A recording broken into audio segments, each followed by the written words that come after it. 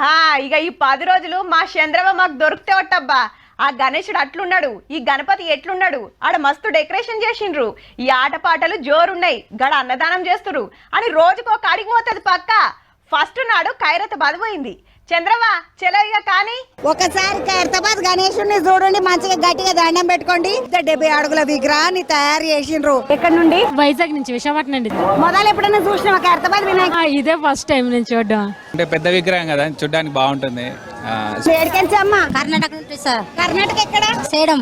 గుల్బర్గా కాడికెంచి వచ్చినమా? ఎప్పుడు చూడాలి, చచ్చిపోయినప్పుడు చూస్తామా, మన ఉంటేనే చూస్తాం. ముందు ఒకసారి వచ్చావు 5 ఏళ్ళ ముందర మొక్కుకున్నావా మరి మంచిగా? ఇట్లా అయిందా? ఈ చేపకు మొక్కుకో, మళ్ళీ చేపకు పెళ్లి అంటే పెళ్లి నవంబర్ లో ఉంది, కుదిరింది ముక్కున్నా. అప్పుడే ఫోటోలు తీసుకున్నావా మరి నువ్వు? తీసుకొని ఇప్పుడు వచ్చిన డ్యూటీ నుంచి. మాది పోటవాళ్ళు బాగుంది, కాకపోతే ఇంత క్రౌడ్ ఉంది. ఫస్ట్ టైం రావడమే, ఇంత క్రౌడ్ చూసి ఈ రోజు ఏమి లేదు, ఖాళీగా ఉన్నది. నాకు తెలియదు.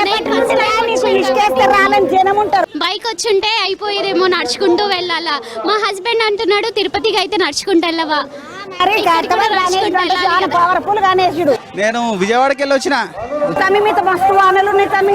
మస్తున్నాయి మామూలుగా. దర్శనం చేసుకోవడానికి వచ్చినాం. లాస్ట్ ఇయర్ మిస్ అయింది, ఈసారి వచ్చినాం మంచిగా. ఇంకా ఇలా తక్కువ భక్తులు వస్తారని దబ్బున వచ్చినాము. రేపేళ్ళనైతే ఇసుకేస్తారు, అంత మంది ఉంటారు ఇక్కడ. మళ్ళా వచ్చినావు? నేను హైతనగర్ నుంచి వచ్చాను. చాలా మహిమ, మాకు అనుకున్న అన్ని కోరికలు తీర్చినాయి. ఇప్పుడు 10 సంవత్సరాల నుంచి వస్తున్నా.